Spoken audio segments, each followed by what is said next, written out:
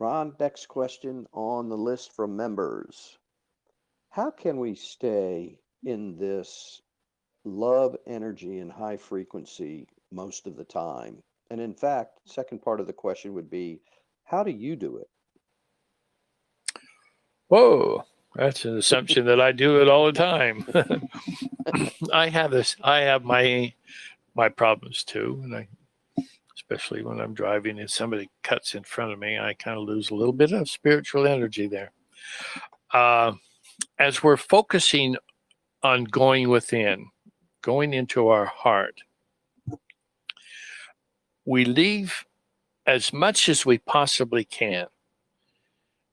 Not saying that it's necessary to be perfect, but it's our desire to not be involved in the drama. So when you do things that cause you to get involved in the drama, and you can see it coming, as you know, we're all smart enough to realize that. So we can avoid it if we want to say, oh, that's not going to help me. I don't need to know that stuff. You're staying away from the drama. Now, that's the staying away from it. But how are you doing it to stay in the love energy? And that's by focusing on the things that you really want, the things that you really want, not just the drama that's coming into our lives as a result of living in third dimension. We have to take control. And it's not hard. It's just a conscious effort to stay in harmony and not lose your cool. And if you do, don't beat yourself up. We're here for the experience of having a third degree, a third dimension experience. So let's just not knock ourselves around if for some reason we feel that we're not doing good. That self-destructive behavior system is not helpful.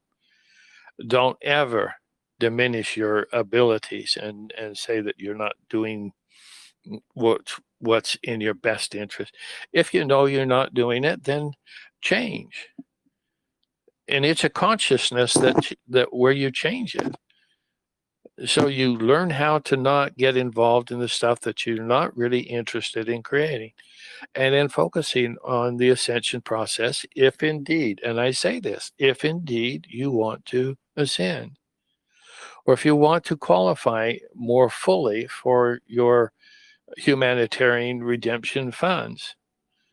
Uh, the Alliance is expecting us to be the highest and best good we can be. And it's our job to get ourselves up there and qualify so that we can get what we want to fulfill our humanitarian projects and the ideas that we want to do in service to mankind. It's not a hard thing. It's just going to take some effort. Now, how do I stay in? Well, and I can't stop the guy from uh, reading his phone when the light turns green, and there's 2 or 3 or 4 or 5 seconds there where he doesn't pay attention. Those can cause you problems, or you can just say he'll move here a minute. Maybe the beep of the horn wakes him up. But you don't go to the energy of condemnation or frustration or that sort of thing. If you do, then come out of it really fast.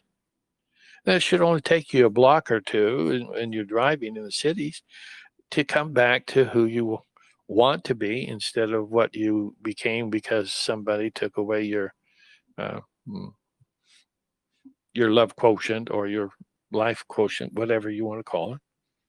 You can change really fast and get back to where you want to be. And so that's how do you do that? You just make a concerted effort, a conscious effort to focus on the things that you want. And if it's peace and energy, then focus on that.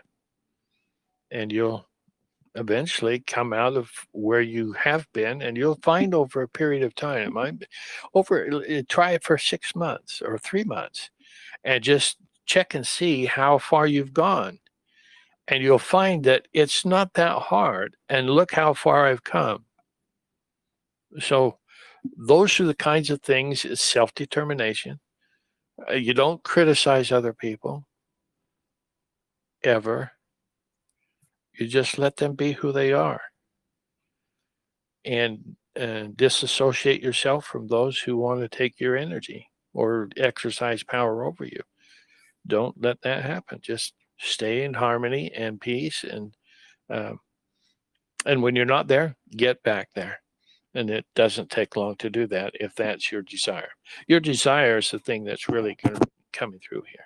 So if you're not fully desiring the things that you think you want, then you won't get them. It's just that simple. Your desire has to be pure and have parameters upon what you want to do, so that you can maintain it.